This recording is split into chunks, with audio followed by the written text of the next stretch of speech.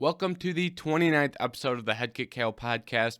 Today we're taking a look at UFC Fight Night, Cody Garbrandt versus Rob Font. And after that, we're going to touch base on some other important things that have happened inside the UFC recently. And we're going to end by looking forward to next week's fight card, which is headlined by Jairzinho, Rozenstruik, and Augusto, Sakai. But before we get into that, make sure you go and follow my other social medias, which are Twitter and TikTok. If you like this podcast, you should like both of those. I post a lot of MMA related content on both of those, and you can find me there, which is my username is just the Head Kick KO podcast. So that's how you find me. So go follow me on both of those. So to get started, Rob Font versus Cody Garbrandt.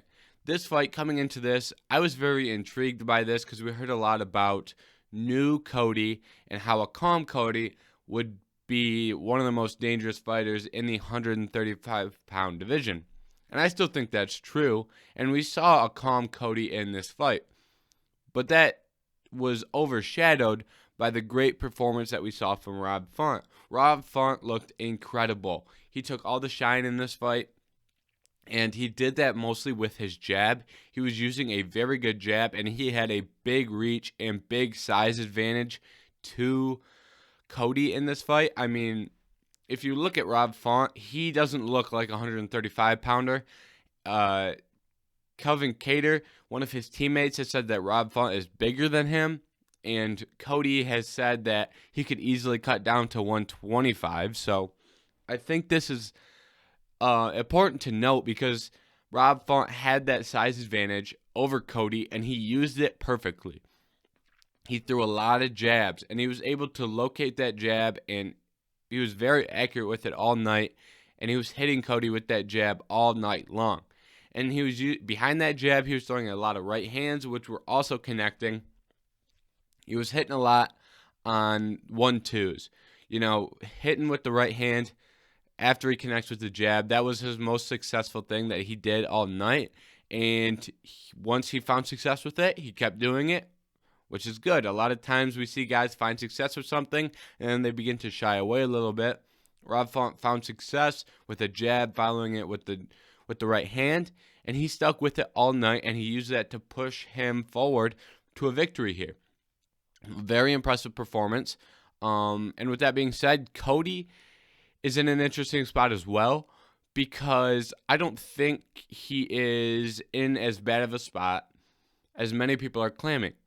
A lot of people are trying to say that Cody's washed. Cody's not washed. He just ran into a better fighter on that day. Cody Garbrandt is still a top 5 fighter, top 10 at absolute worst at 135 pounds, which is a very talented division. And just because you can't beat Rob Font, that doesn't mean you're on the way out. Look at Marlon Moraes, his fight with Rob Font. I mean, Rob Font finished that early. Cody went all 5 rounds, and Cody proved he had a chin. I wasn't bullish on the idea that Cody didn't have a chin. I just felt like I always felt like Cody was ignoring defensive things that he needed to do that resulted in him getting hit more often than he needed to be hit. And he was hit against Font, and he was hit hard, and that chin held up. He got wobbled a couple times, but it was nothing. I don't think he was ever knocked down, if my memory serves correct. So the chin is there for Cody, but he wasn't offensive enough in terms of striking offense. He looked to counter a lot. I would have liked to see him push forward. Rob Font did a great job of controlling this fight, controlling where it took place in the octagon. He was able to walk Cody down and lead with the jab, and that jab helped Font do that. And I think if Cody could have fought a little bit more on his front foot, he would have had a little bit more success. I'm not saying he could have won that fight doing that, but I think it would have helped. And he did. In the first round, he got some takedowns, and he did win the first round. But the first round was interesting because after the first round, I personally could tell that Font was going to win because you could just see in the striking exchanges, it didn't look like Cody was incredibly comfortable. Cody still has incredibly fast hands, and his hand speed goes through all 5 rounds.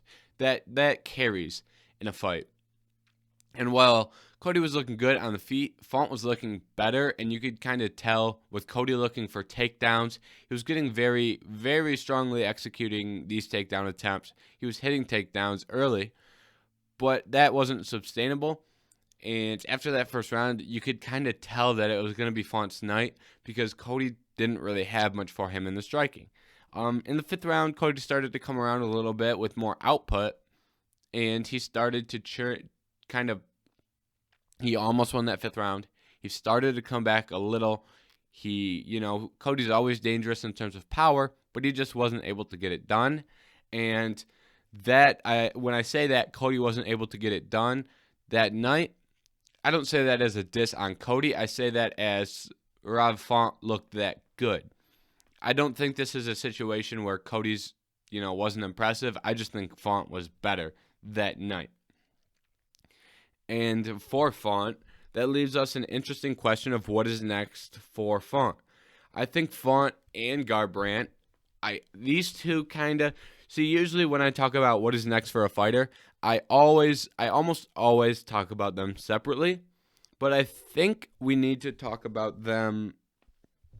I think we need to talk about them together in this fight and what is next because they're kind of not interchangeable at all.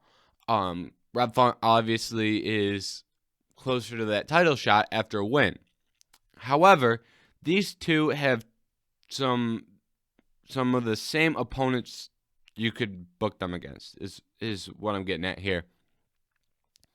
We know that the title fight is going to be Sterling versus Jan. That is pretty much already set in stone. And then after that, we have Corey Sandhagen versus TJ Dillashaw. And the winner of that is likely going to get the next opportunity. I guess it depends how that fight goes. But if that fight is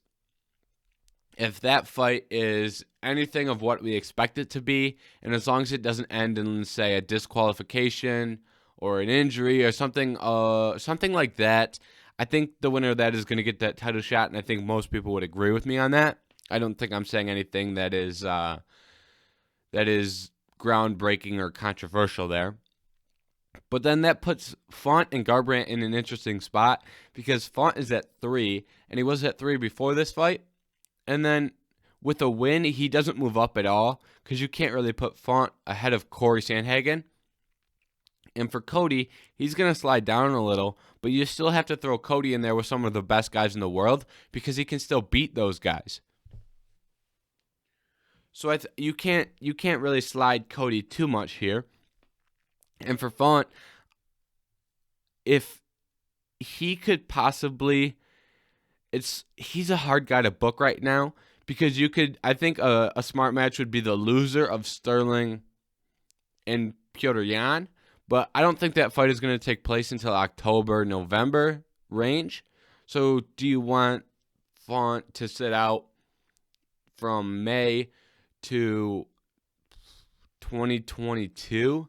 I don't think so. I don't really want that. I think a more reasonable matchup would be the loser of Corey Sandhagen versus TJ Dillashaw, and that would depend on how they look.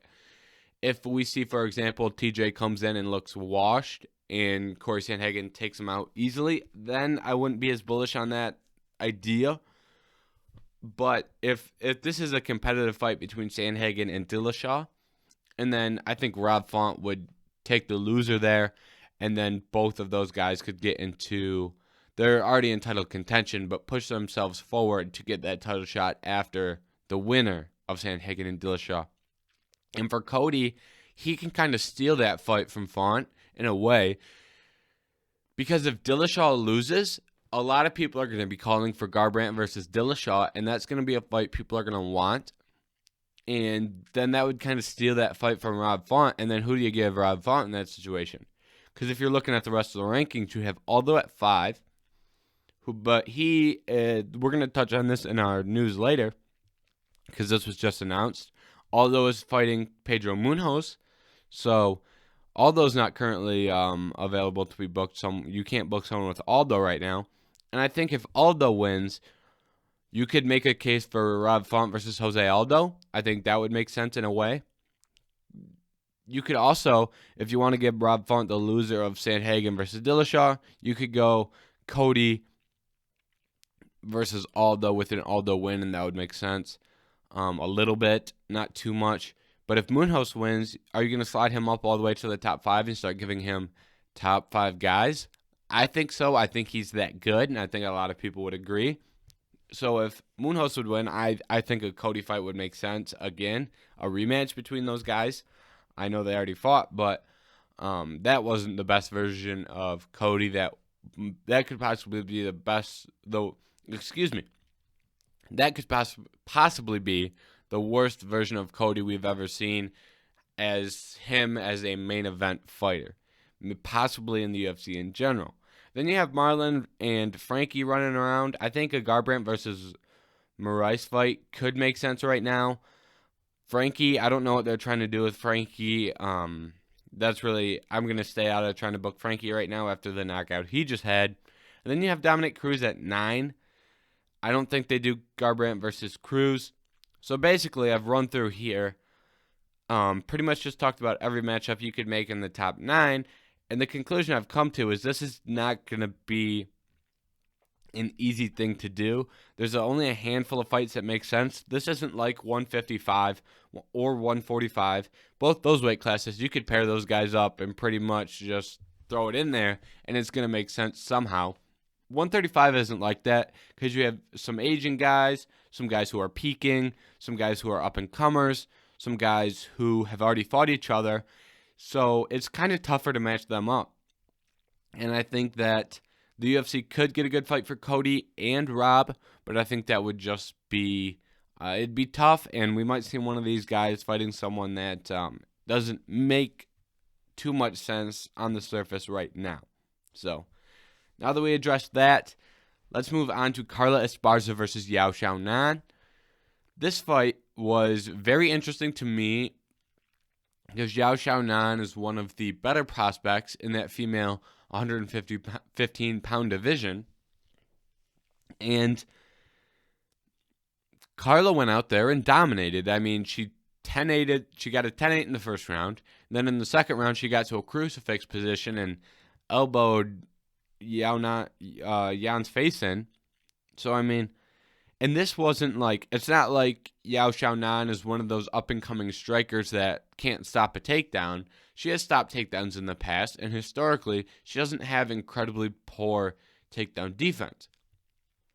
Carla Esparza, on the other hand, has historically been a great wrestler, and she was able to go out there and get takedowns against someone it's not particularly easy to do that against. And I think this kind of threw a wrench in the plans at 115, and good for Carla Esparza for doing that, because I'm not sure that Carla Esparza was in the UFC's long-term plan at 115. But by beating Yao Xiaonan, you kind of put a wrench in there, and you forced the UFC to give you a good booking. And this female 115-pound division is so wide open right now. I mean, you have Rose as a champion. You still have Wei Li. You still have Joanna. You have Carlo. Just went out there and got a good win. I don't want to completely exclude Yao Xiaonan, but I think she needs to I think she's going to slide a little bit in the rankings. Rankings haven't came out yet. I'm filming this on Monday. Rankings come out on Tuesdays. I think she's going to slide. In my eyes, I think she slides down past 6 and gets to the 6th spot. I should say 2-6. And I think you're going to see Marina, Dern, Carla all move up one. Just based on what we've seen, it wasn't an over-competitive fight. In all 3 of the names I just mentioned, Esparza, Dern, and Marina Rodriguez, have all looked really good in their most recent fights. So I think that top 5 is wide open. I mean, Wei Li and Joanna are obviously the big names. And then you have Dern and Rodriguez, who are the up-and-comers. Up-and-comers is... I don't really want to label both Dern and Marina Rodriguez as up-and-comers because I think they've proven to be more than that.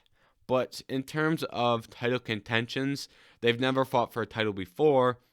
So they're kind of newer fighters who are very, very recently becoming title contenders, as I think is the best way to kind of describe them. And, Rodriguez has been up there a little bit before. She's obviously fought Carla Esparza already. So she's not someone who, you know what, the label on these, on what we're going to call them, we don't necessarily need to give them a label, so let's just ignore that. But the facts are, it's going to be tough to figure out who exactly is going to get this title shot. Wei Li wants the rematch. Joanna wants another fight against Rose. And I think the fight that would make the most sense is just booking Wei Li versus Joanna. And then, this is tough. This is a tough division to book too. I think Wei Li versus Joanna makes sense because that was an interesting fight when we saw it the first time. Great fight. And the winner earns a title shot. I don't like the idea of Wei Li. Wei Li defended the belt once. I don't know if that is... And then she got knocked out in the first round. So she won the title in great fashion versus Andrade with the first round knockout. She defends in a great fight against Joanna. And then she gets knocked out in the first round against Rose. So I'm not sure that you can necessarily just give Wei Li that rematch. And with Joanna, she lost to Wei Li, and she hasn't fought since. So I have a tough time giving Joanna that fight against Rose as well. And there's no clear top fighter here. Do you give it to Carla Esparza? I mean, there were talk that she was going to get this fight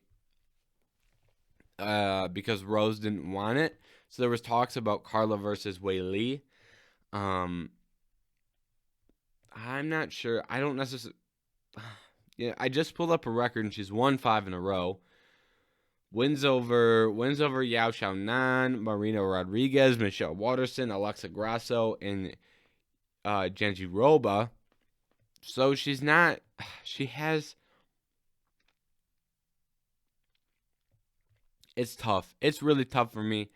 You could make the case that Carla Esparza deserves a title shot, and I won't push back too much based off what she's done, winning 5 in a row, and winning against the likes of some very talented fighters. In Xiaonan is someone who is very highly touted. Rodriguez is someone who I have been very impressed with, and I think Rodriguez has shown a lot of improvement in her last 2 fights since her loss to Carla. Michelle Waterson, very impressive win. Alexa Grasso, Jandiroba, all good wins for Esparza. So I guess you could give this fight to Esparza. I think, you know what? I think that would make sense. Giving a title shot, Carla Esparza versus Rose Namajunas, and then you have Wei Li versus Joanna fight for the net. Who is next in line? And then the UFC has been talking about Dern versus Rodriguez. That fight is not signed, but it is being talked about. So if you book Dern versus Rodriguez, you kind of have a little tournament playing out with 1 versus 2, and then what I believe will be 4 versus 6 or 4 versus 5 when the rankings come out, and then 3 getting a title shot. And then that puts the winner of Dern and Rodriguez in a good position to make a run. You could make the case that the winner could, you'd really put yourself in a line for title fights. Because I don't see, out of those 4 names, and 5 if you count Carla, if you give Carla a title shot, obviously she would be out of it. But do you book, 7 is Nina Nunes.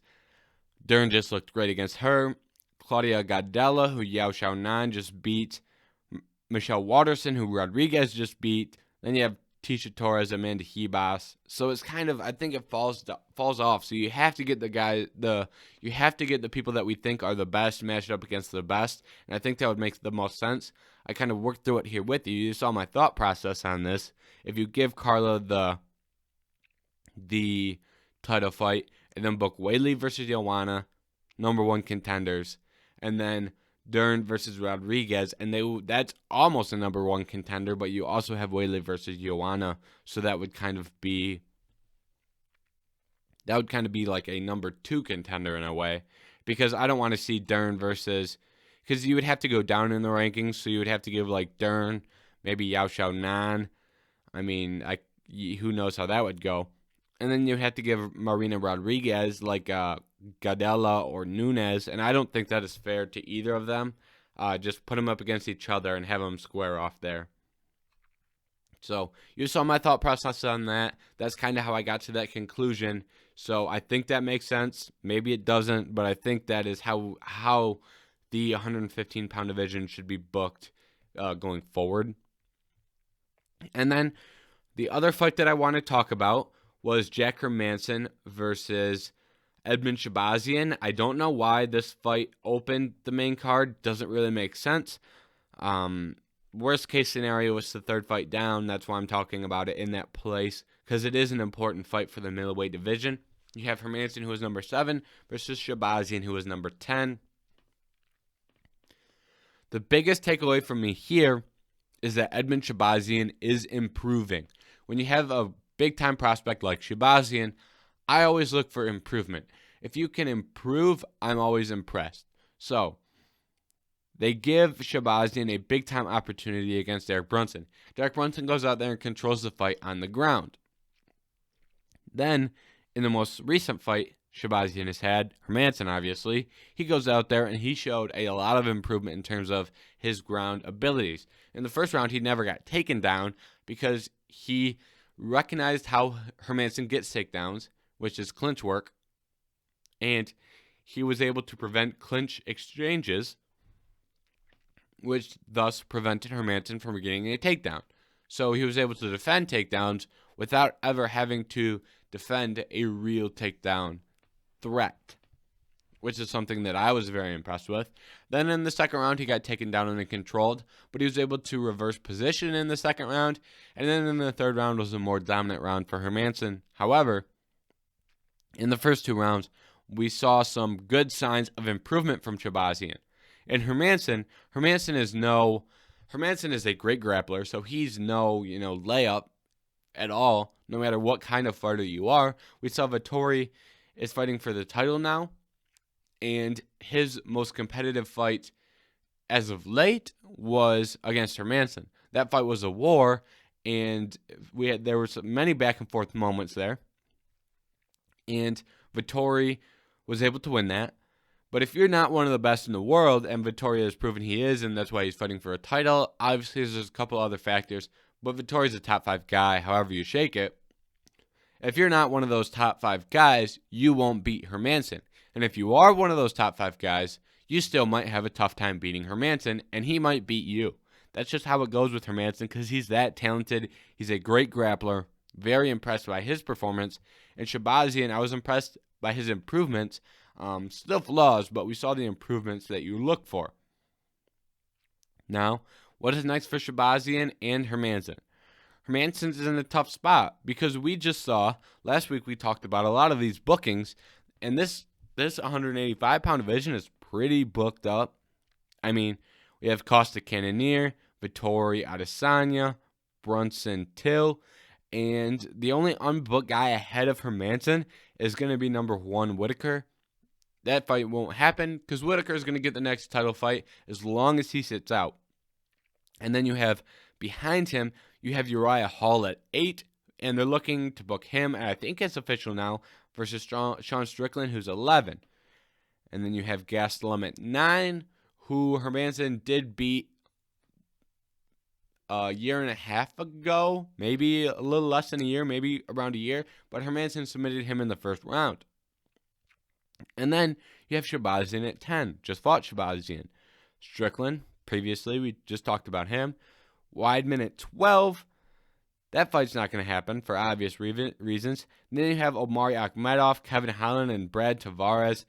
Brad Tavares, at that point when you're getting 7 and 13, not a great matchup. And these matchups that we're seeing between these guys at 185 are booked for later in the year. A lot of September matches. I don't know the date on the Uriah Hall and Sean Strickland. I can try and find that, but I don't know the date off the top of my head because it was just announced. But other than that, a lot of those fights are happening late in the year. Well, not late, but you get what I'm saying. Several months down the road. And then by the time you give the fighter who just fought training camp, recovery, Hermansson's, it's looking like he's either going to have to fight, it's looking like he's going to have to fight late. He's going to have to take time off, which isn't great for him, but I think that's just the way that this one is going to have to go. Okay. So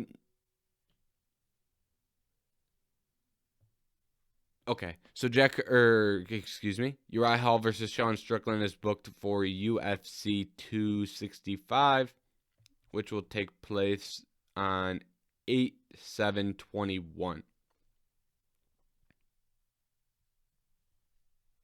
That is August. Is that right? Am I an idiot or what's going on here?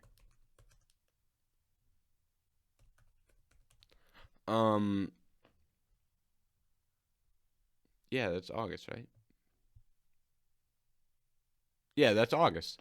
Wow, that's quite a minute down the road, and I thought they already had an August pay-per-view. All right, we'll worry about that later because that's really not that big of a deal right now. Those will get sorted out soon. That pay-per-view is actually looking pretty weak. I pulled up that the UFC 265, and right now it's headlined by Amanda Nunes and Juliana Pena, and you've got main card fights of Uriah Hall, Sean Strickland, Jose Aldo, Pedro Munoz. Not great at all. I think we're in an age now where if you have less than 2 title fights on a UFC pay-per-view, it's not great. And that's just based off of, several factors that I don't want to get into right now because that's not what we're talking about. That is a good topic for when we have a week off with no fights. I think that would be a good topic to talk about the UFC pay-per-view system. But that is going to get pushed down the road, and I'm not going to do that right now because that will be a wormhole, and that will be an hour-long discussion that is going to get off the rails and is going to get a little bit rambly. So I won't do that to you right now. Right now, we're going to move on to the other news section that we have here. I shouldn't say the biggest piece of other news, a big piece of other news. Maybe I need to find a better name than other news. News inside the UFC. Tony Ferguson is not retiring, which is really interesting to me because we have seen for several fights now, Tony Ferguson has not looked like himself. Last week I talked a little bit about should Tony retire, and I was conflicted. Now, looking back, I think he needs to either retire, move to 170, or take big fights. What I mean by that is, retire, obviously, you get that. Move to 170. I think the weight cut, taking out a weight cut could help Tony might help him look better because you never know what's happening with a weight cut, and I think he cuts a lot of weight right now. So I think a no weight cut could possibly help you see an improvement in form from Tony Ferguson. And big fights. Tony Ferguson, no matter what Tony Ferguson does, he shouldn't book another fight until we get to see Nate Diaz versus Leon Edwards. Because 2 reasons. First reason, if Nate Diaz loses, Tony Ferguson versus Nate Diaz is a very real possibility. And in fact, Tony should probably wait until after Conor versus Poirier.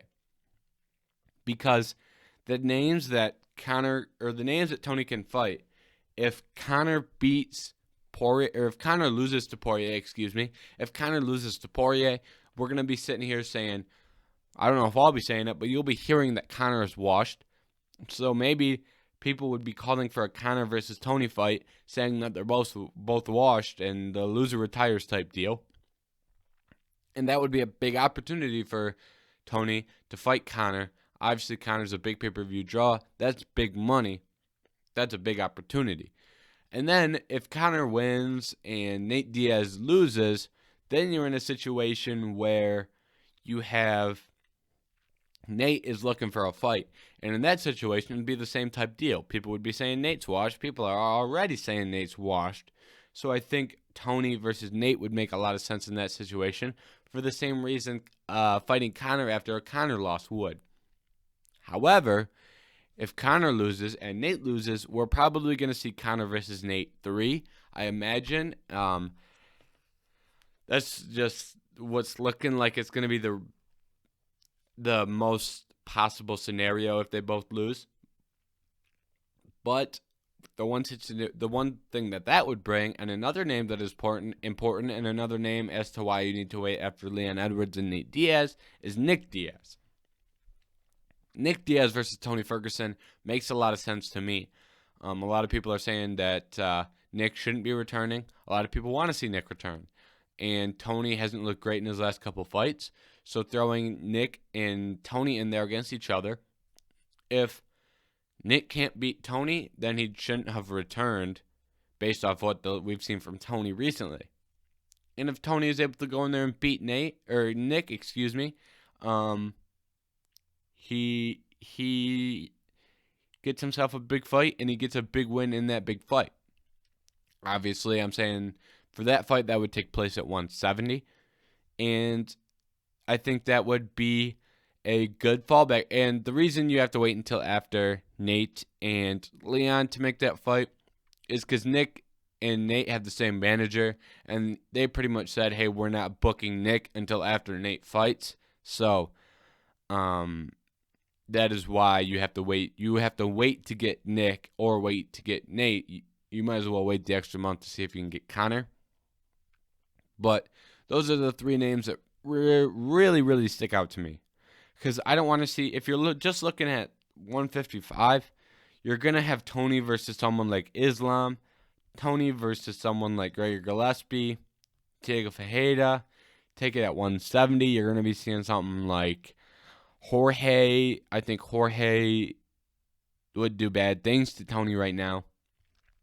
Chiesa, Luque, Maya's retiring. Neal, those I don't like. I'm not a fan of Tony's odds in all those fights. So I think we need to see big fights for Tony or no fights. I started this off by saying 170 was an option. Looking at 170, maybe give it one go, but I'm not overly bullish on the idea of Tony at 170. I don't like a lot of those matchups because if you can't beat Beneil Dariush, are you going to beat Neil Magny? Because Neil Magny is going to have a similar approach to that fight as Beneil Dariush did. But, Neil's a little bit longer and you might have more struggles with the length there. Are you going to beat Geoff Neal if you're Tony? Tony's going to come, or Neal's going to come out and box very well. We saw that has been one of his flaws, is his defensive striking ability. Same if you're fighting, Sean Brady. Sean Brady's a great up-and-comer. That's a tough fight for Tony, and Sean Brady's a big guy. You're going to run into big guys at 170. One interesting name at 170 is Robbie Lawler. That would make sense. If he moves to 170, I think Robbie's the way to go. Now, another piece of big news coming out of the 170-pound division, Kevin Lee is moving up to fight Sean Brady. And I should say Kevin Lee is moving up to 170, and he was booked against Sean Brady. That, if you get the difference in what I'm saying, Kevin Lee decided to move up and then decided to fight Sean Brady. He didn't decide to fight Sean Brady and then had to move up because he was fighting Sean Brady. I really like this fight. I really do. Kevin Lee is such a talented guy who's been out for a minute. He has beat big-time names. He's beat Barbosa. He's just beat Gregor Gillespie, who has looked very good. Sean Brady's a big-time up-and-comer. So for both these guys, Kevin Lee has the opportunity to prove he's still an elite fighter, and he doesn't have to worry about that weight cut because I know that was a bad weight cut for him. And for Sean Brady, he has an opportunity to get a win over a highly respected Kevin Lee. So I think this is a best-case scenario for both those guys, and I'm very happy that they booked this fight. I mean, there really isn't much for me to say here. That's pretty much my opinion on this one. Moving on, another piece of big news is and also another weight change is that we are going to see Tatiana Suarez return. She wants to return, I believe it was September, November, August, that range. October as well. Skipped a month in there. But she's returning to 125. I am mixed on this change because on one hand, very selfishly, we just talked about how 115 was super open and how we need girls to book Dern and Rodriguez and Xiaonan and Esparza against. I think Tatiana Suarez against one of those fighters. Give me Dern versus Suarez. That's a fun fight. Rodriguez versus Suarez. Fun fight. Esparza versus Suarez. That'd be a great grappling exchanges in that one. And Tatiana Suarez has fought some of these fights. She is very experienced against the top fighters in the world, but she has had to take a long period of time off. And I think her inclusion at 155 pounds, she's already fought Esparza, and won via ground and pound, which is very impressive. That was several years ago. What year was that? That was in 2018, and then she didn't fight again until 2019. And since that 2019 fight, she has not fought. Now, Tatiana Suarez is someone who can really, really be impactful at 115. However, on the other hand, she's moving to 125. And 125 is in a tough situation because we don't have a lot of challengers at 125. I think that for Tatiana Suarez, moving to 125 gives her a title opportunity sooner, but I think moving to 125 decreases the chances of her becoming champion. And that's not a knock on Tatiana. That is just based off how talented Valentina Shevchenko is. I like Tatiana's chances against the top 5 at 125 a lot more than I like her chances against the top 5 at 115. So, book her against anyone, really anyone. Whether it's Andrade, Chookagian, Lauren Murphy, Jennifer Maia, Calvillo, she deserves a top 5 opponent in her return. Maybe she doesn't want a top 5 in her return, just based off the fact that, maybe she wants to get someone who's not as great in her return so that she can kind of ease back in. I don't know exactly what she wants. I don't know if she said what she wanted. I don't know if that information is out there. But if she wants a top 5 opponent in her return, give her a top 5 opponent. She deserves it. And she would be a very tough matchup for all those guys at the top of 125. Especially for the likes of Chookagian, for example. Chookagian versus Suarez. Chookagian is going to have a tough time with Suarez's wrestling. So that's just something to think about. And I'm happy that she's returning, and I'm excited to see Tatiana Suarez back in the octagon. And then the last fight announcement for today is Jose Aldo versus Pedro Munhoz. I already said this earlier, but I just wanted to touch on it again in the news section. This fight was booked for UFC 265 on August 7th. This fight is going to be very important in the landscape of the bantamweight division because the winner is going to get a big opportunity. They're probably going to get a top 5 opponent, the winner will. Will it be Garbrandt? Will it be Font? Will it be the loser of Dillashaw versus Sandhagen? Probably not, but maybe. And outside of, pure importance, this fight is going to be a fun fight. I mean, Aldo versus Munhoz. Munhoz's last fight against Rivera was incredible. Aldo historically is a very fun fighter to watch. I'll never miss a Jose Aldo fight, from here to the end of his career. So, probably the same with Pedro Munhoz. That's pretty much all I had on that. And speaking, all these news pieces are just kind of tying it in together. Paul Felder is retiring. This is probably the biggest piece of news talking about it last but not least, Paul Felder is retiring. I like this move because it seems like Paul doesn't want to fight anymore.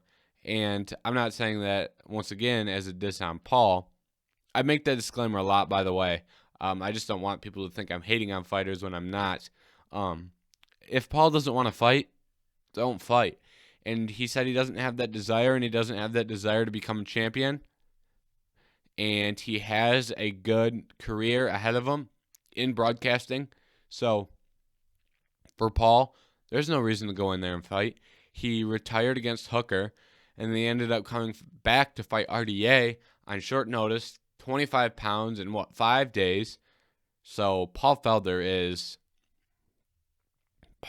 an absolute legend, very entertaining fighter. He is a example of a BMF.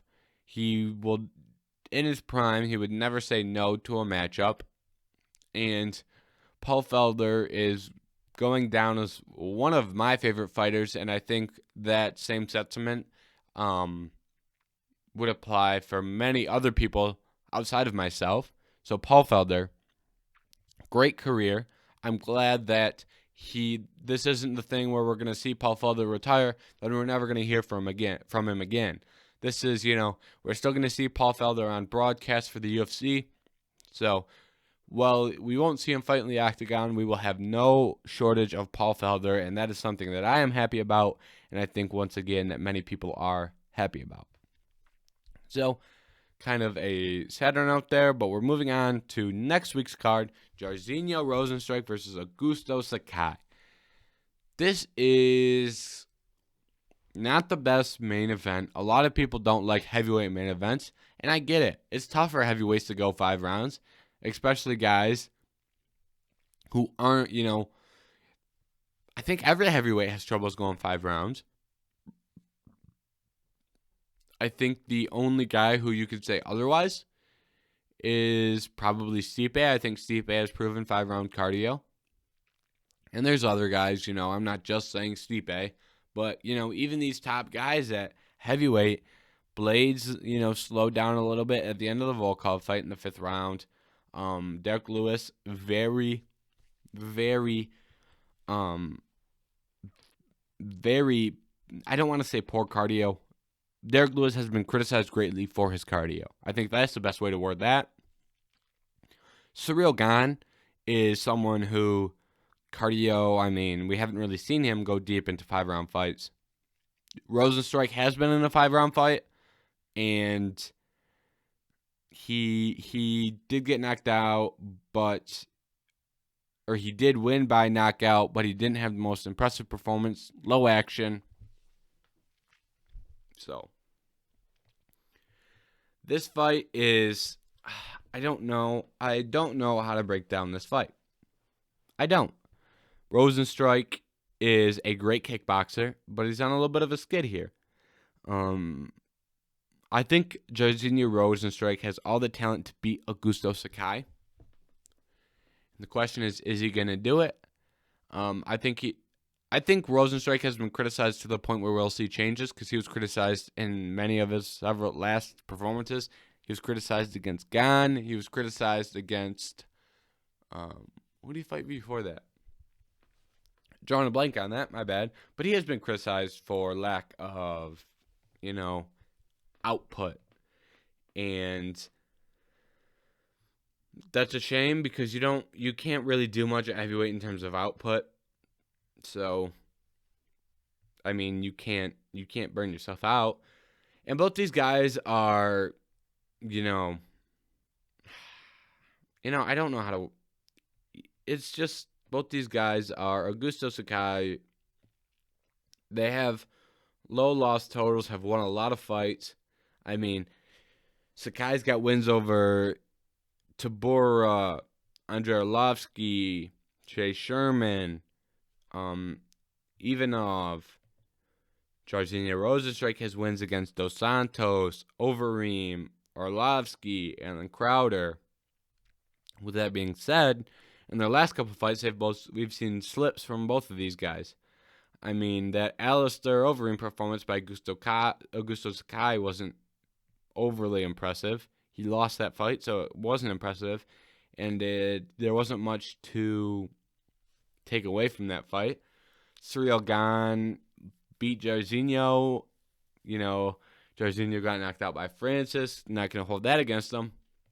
So these guys have seen slip-ups. And the question for this card is who's going to come back. I think it's going to be Jairzinho, and not really any reason behind that. I might watch some tape on these guys and post a more formal prediction on TikTok. But as of right now, I'm leaning Jairzinho, and I think the difference of who Jairzinho's been in there with is going to be very impactful here in terms of, he's been in there with straight killers, and Augusto Sakai's been in there with Alistair Overeem. Don't get it wrong, Overeem's a killer, but Rozenstruik has been in there with JDS, Gane, and Ngannou. So I'm leaning to Rozenstruik, and I like Rozenstruik's striking as well. I like the way he kicks legs and is able to counter. So, but we'll see how this fight goes. We also have a heavyweight co-main event, Marcin Tybura versus Walt Harris. I love Walt Harris, I really do, but this is a bad matchup for him with Tybura. Tybura has looked very good in his last couple, and Walt Harris has not, unfortunately. And as much as I love Walt Harris, I'm leaning Tybura here. And that's just the way I'm leaning, I guess. I mean, I think the grappling here is going to play a big difference. So I think we'll just leave it at that. And there isn't too much to say for Walt Harris versus Tybura, because I think Walt Harris is a very good striker, but he's lost his last fight. He's lost to Volkov and Overeem. Those fights took place on the feet. Tybura, on the other hand, has been more impressive. Beat Greg Hardy, beat Ben Rothwell. Those aren't necessarily great wins, but the way he beat them was through grappling, and I think that is his path to victory in this one. So that is just my thought process as of now. And then we have some fun fights on the main card. Tom Breese is back. Always fun fights. He's fighting Antonio Arroyo. Roman Dolidze is fighting Lorenzo Strapoli. Dolidze and Breese are two guys at middleweight who, if they can make a statement, they can get themselves someone in the top 15 to fight next. Breese has gotten that opportunity, but he's lost. But he's not far outside those rankings at middleweight. But I think the fight that I'm most excited for is Miguel Baeza versus Santiago Ponzinibbio. Ponzinibbio is someone who didn't look great in his return, looked great in his fights prior to his injury. Baeza is one of my personal favorite prospects based off skill. I was very impressed with some of his most recent performances, and I'm excited for Baeza to finally get an opportunity here. I didn't expect this opportunity to come against Ponzinibbio this early. I thought he was going to have to beat a couple more guys before he got a ranked guy or a big name. But for Baeza to get this opportunity now, I'm very excited, and I will be tuned in for that fight. And I'm very, very excited here for this one.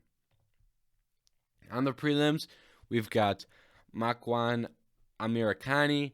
He was supposed to fight Nate Landwehr, but Landwehr is out of that fight. They haven't gotten someone for Makwan to fight. Hopefully they can do that, because Makwan being on this card helps the prelims a lot. Tanner Boser versus Latifi is a good fight. Latifi obviously has fought some very good competition, and he's always an interesting guy to watch at heavyweight because he's so short. I'd like to see him fight at heavyweight just to see how he goes around with that little weight disadvantage that he has. And then we have Francisco Trinaldo versus Muslim. This is an interesting fight too. Trinaldo is very good, and this is another fight at welterweight that is going to be important down the road. Alan Patrick versus Mason Jones. Mason Jones at welterweight is very interesting. He's a very good prospect who lost his first fight, but it was a fight of the night. Mason Jones goes out there, gets in wars, absolute wars. So if he can pull off another fight like his fight against Mike Davis, but come out on top, he's going to gain fans, and he's going to move his career forward. Mason Jones is a can't-miss fighter, and I'm excited that he is. I'm excited that he's making his return, and I'm surprised he's returning this early. And then the first fight on the card, Manon Fiorot versus Marana Moraes. Fiorot is a very, very good striker for the women's flyweight division, and she is a top prospect in all of women's MMA, in my opinion. And this card, as an overall, not great. There isn't much star power, but I think there's a lot of interesting names that I want to see fight here. Brees, Ponzinibbio, Delice, Baeza. And that's just on the main card. Makwan Amirkhani. Bozer, Latifi, Trinaldo, Mason Jones. This is a very good card in terms of depth. If you were to take, in terms of marquee fights, not great. If you're comparing prelims, this week's prelims, in my opinion, is better than last week's prelims. A lot of fun fights here. And this card is for a hardcore MMA fan who knows these guys that I'm talking about and wants to see the future of the UFC, because I think this card is going to age very well for a lot of these guys on here. I think a lot of these fighters are going to have long and great careers. And I think that we're getting a look in on some very impressive fighters. It might not have the best main event. However, we have some great fights here, and missed opportunity. I think Hermanson versus Shabazian should have been on this card. A little bit of a weaker card in comparison to Font versus Garbrandt. That's just a little thing I have. And now we're only 2 weeks away from the June 12th UFC 263 pay-per-view, and so we might be a little light this week. However, but moving forward, fun pay-per-view coming up in 2 weeks. So I am very excited. And thank you for sitting here with me while I talk through some of this stuff. And thank you for listening to the Head Kick KO podcast. If you enjoyed, make sure to subscribe. If you didn't, I don't know why you're still here listening if you didn't enjoy. So go ahead, like the video, subscribe for me, and make sure you come back next week for the next episode of the Head Kick KO podcast, where we will break down the big card of Jairzinho Rozenstruik versus Augusto Sakai.